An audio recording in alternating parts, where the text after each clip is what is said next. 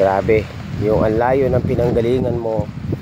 Galing ka pa ng Maynila, dumayo ka dito ng Quezon, tapos magpipishing ka, tapos pagdating sa fishing spot, puro donate lang ang inabot mo, naubusan ka na ng lure, naubusan ka pa ng line.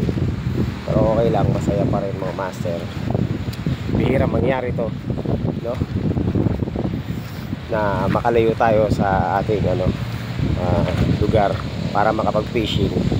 Pero yung pagdo-donate ng mga lure, lagi nangyayari yan.